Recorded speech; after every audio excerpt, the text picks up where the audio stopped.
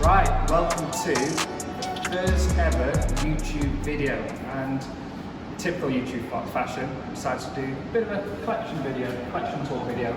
So behind us we've got 11 cars, probably the best in the fleet. There's some extra cars, but they're older classics and probably don't appeal to most of the audience. So yeah, we're going to show all 11 cars, and yeah, we'll talk around them, what we like, what we don't like, a bit of an intro in them. And obviously there's some in the background that people already know about, and that if you follow me on Instagram, they're the main ones that people, it grabs their attention, so to speak. So yeah, let's walk around.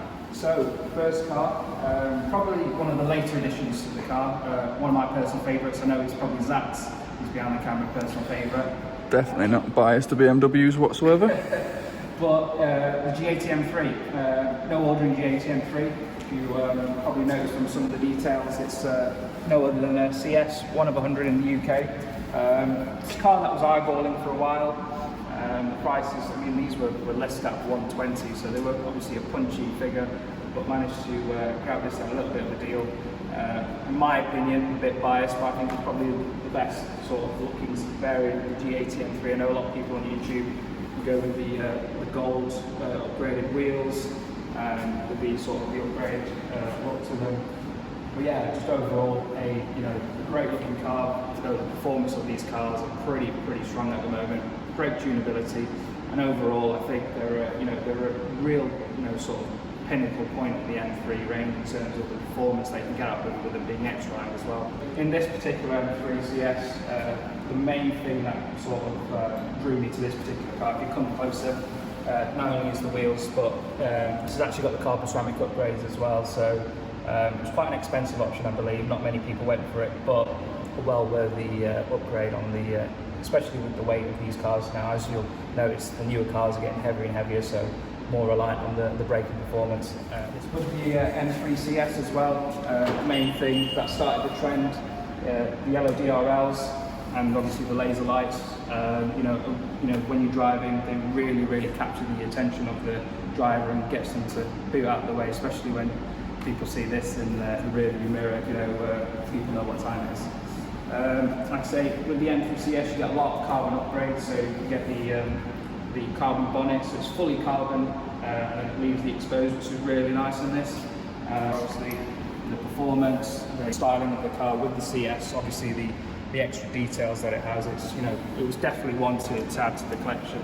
Like I say, I feel like the values of these will hold pretty well as well, so it will probably be a car that will stay in the collection for quite some time. Moving on, as you can see, this is the BM side of the collection. I've had to sort of,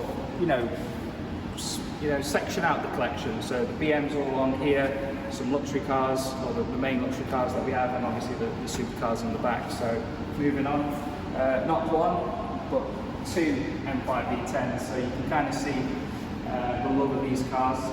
They're a bit of, I think they were very underappreciated for a long time, the M5 V10. But obviously the way that the new M5's gone, hybrid, super heavy, these cars are really just going to catch some traction in the next few years. I think the values are only going to go up. So, funnily enough, whether you can actually sort of capture, these are actually imports from Japan. So these aren't UK cars. So they're super low mileage, super clean examples, unmodified examples. Definitely the arguably the best colour for the M5, which is the Interlagos blue. And then this came up when I was sort of humming and hawing. White's never been a popular colour in the M5, but I feel like because it's so rare, and obviously I think Zach, who's behind the camera, has got the United 2 in this white, it's kind of really drew me to this colour. Like I say, super clean cars. They'll definitely feature more on the channel. Whether I'll modify them and put the sort of the Iceman race exhaust, which people do, it might be something coming in the future. So keep an eye out. And like I say, we're going to have some preventative maintenance work, so there'll be some videos on that as well in terms of how to look after these kind of cars, because they are known for being quite problematic. But like anything, you're just going to maintain them, keep on top of them, do the preventative maintenance, and these cars are pretty good. And I think that's the main thing that sort of puts people off buying these sort of cars. But it's like anything, you've got to spend money, especially when you've got 5 litres of V10 goodness in the engine. You've just got to look after them. and there's a few V10s in this collection, definitely a favourite in the collection. But these are two editions that, again, anyway, this car in particular, the Alpina B5S, which is a super rare car, again a Japanese import, actually the first Japanese imported car we bought, and then it really opened our eyes to think, you know what, maybe Japan is the way to go to buying these sort of cars, because again, no road salt, they just look after the cars very well, you know, they're very, very clean, the mileage is generally very low as well, just for, you know, people don't do very many miles in Japan. But kind of competitors in a way, 530 brake horsepower, 510. Alpina's more of a luxury sort of arm, so a fast car, but also very, very comfortable. And obviously, M cars, you know, they're always, as they say, the ultimate driving machine. So it'd be nice to do a video of these two cars, kind of compare the two. Coming on to the final Alpina car in the collection, it's the E7L. So again, similar era. Same engine, 4.4 litre supercharged, similar sort of power, 500 brake horsepower. But what makes this really, really quite unique is being a long wheelbase. It's the space in the back is massive, absolutely massive. Like I say, with it being a long wheelbase, you've got tons of leg room, oodles of comfort. You get that real nice leather smell as well with these Alpinas. But yeah, real.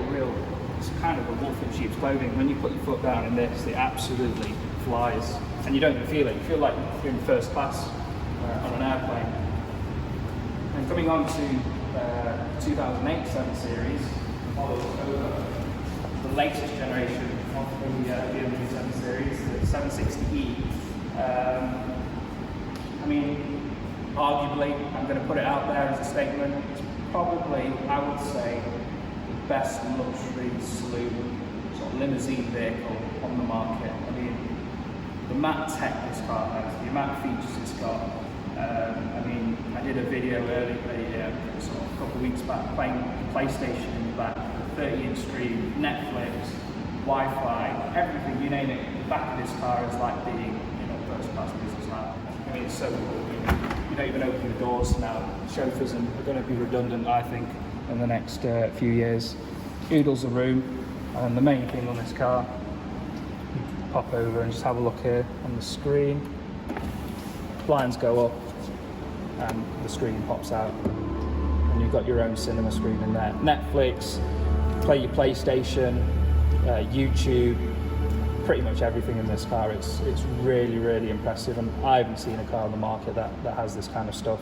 So yeah, probably a really cool addition. You don't see many of these for obvious reasons, but I'm surprised you don't see more of these, because I think the amount of tech and value you get in these cars is so impressive.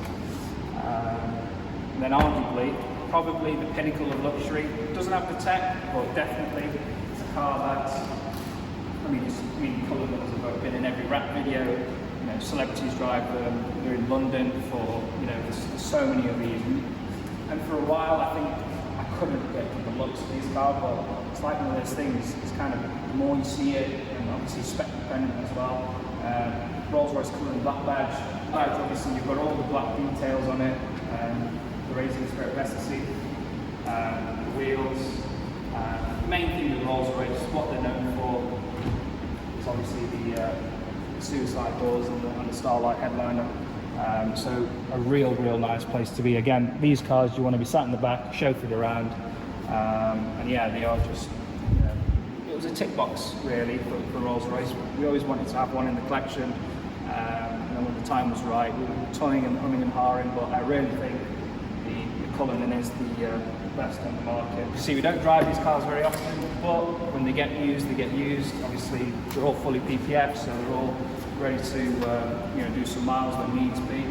But yeah, just a real nice luxury car. Then come over, got the supercar fleet, the supercar row.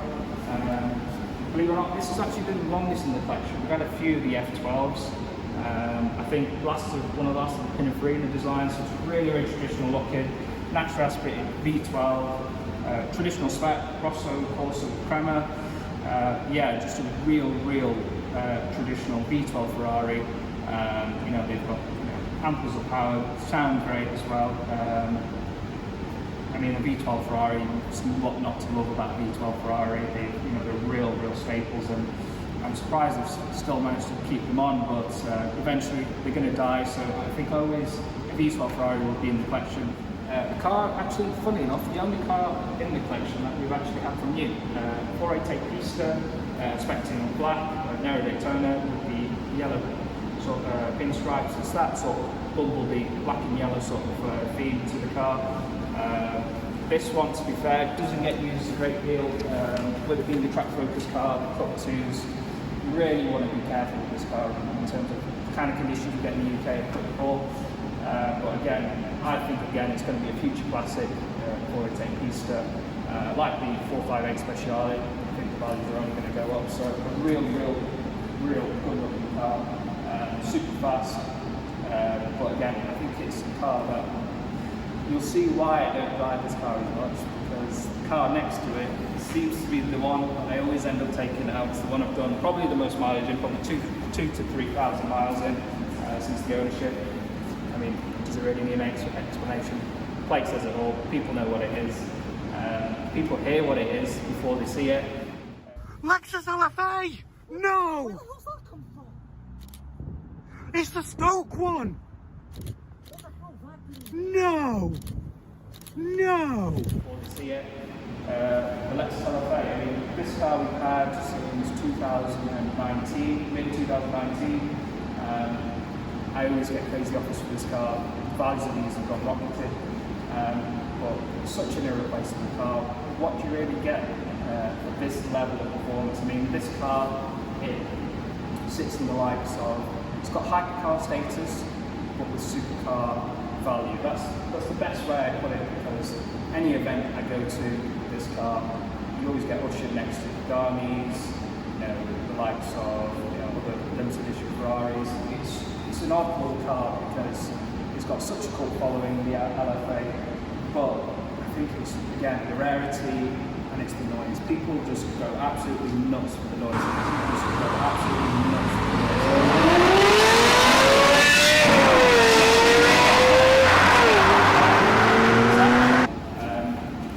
Funny enough, I'm not jumping into that side. It's a left-hand drive. It's actually, and I'll insert some clips, this car originally was registered in Monaco. So there are clips of this car in Monaco driving around. It's believed to be owned by the Prince of Monaco. He had two cars.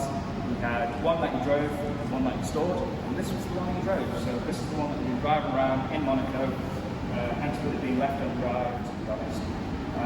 And that's pretty much most of the cars. I mean, we always have an on-board classic in the collection, so a car that's really clean, really tidy.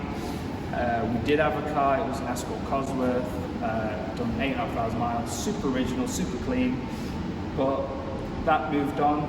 We bought something a bit odd. Not the car of my era, but I appreciate these sort of cars for what they are. The older viewers, or the older viewers will definitely know what this is. And it's got a bit of a story as well. So it's a one-owner car. It's done 6,000 miles from new, and it's a 900 turbo, which is obviously the turbo version, so it's got more power, convertible. But the fact it's one owner, I mean, the originality of this car is incredible. Like the inside, the roof, little details, they're all in such good condition, and I think it's going to be definitely an appreciated classic. One under the radar because it doesn't have quite the pedigree of the likes of the Fords and yes, got RS Cosworths and turbos and that big cult following. But I think it's got definitely a little niche. Like I say, I'm always learning about the older cars, picking up little details. But back in the States, it was a proper, sort of an absolute weapon to drive. And these cars were built differently as well. When you open the engine cover, how solid everything feels. I mean, it's just come in. Just how old it is. It's when even Saab was co-owned by Scania. I mean, that's how old, and Saab isn't really even a thing anymore. So, just an oddball collection. And like I say, we always seem to have an oddball car in the fleet. Always that sits, and that's what we probably gather in the collection. There's no continuity. Everything's a little bit sort of here and there. Nothing kind of fits together, which a lot of people actually intrigues because there's always something for everyone. Of the collection, the Saab, what a way to end the video. If you like what you see, drop a like, drop a comment. What's your favourite car in the collection, or what kind of videos you want to see?